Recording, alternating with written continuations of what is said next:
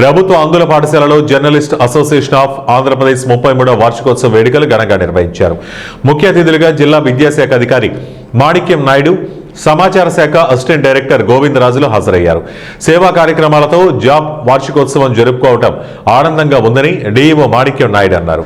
Journalist సమస్యల పరిష్కారానికి కృషి చేస్తామని ఏడీ గోవిందరాజులు తెలిపారు.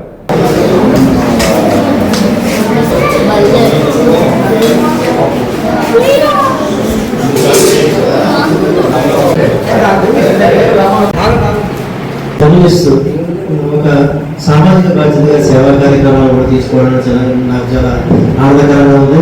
ఎందుకంటే ప్రతి ఒక్కరు కూడా ఎక్కడైతే సమాజంలో ఎక్కడైతే అవసరమైతే ఉందో వాళ్ళు గుర్తించడం, అలాగే వాళ్ళకి తమ వంతు ఏదైనా సహాయం చేద్దాం అనుకోవడం నిజంగా ఒక మంచి అవకాశం. నిజంగా అవకాశం రావడం అనేది పెద్ద అదృష్టంగా భావించాలి. కాబట్టి ఆ విధంగా మీరు ఒక మంచి కార్యక్రమాన్ని ఒక రైట్ ఇన్స్టిట్యూట్లో ఇక్కడ మీరు ఏర్పాటు చేద్దామని నిర్ణయించుకోవడం చాలా నేను చాలా అందరూ కూడా అభినందించడం జరుగుతుంది.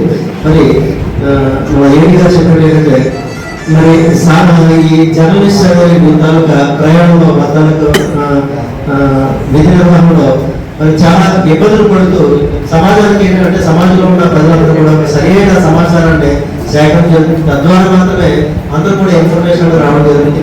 కాబట్టి రియల్ ఏంటంటే మీరందరూ కూడా ఏంటంటే ఈ ప్రజలందరూ కూడా ఏంటంటే విషయాన్ని తన దగ్గరకు ప్రజల దగ్గరికి విషయాన్ని ఎన్నో కష్టపడే విషయాన్ని సేకరించి మా ముందు ఉంచడం జరుగుతుంది.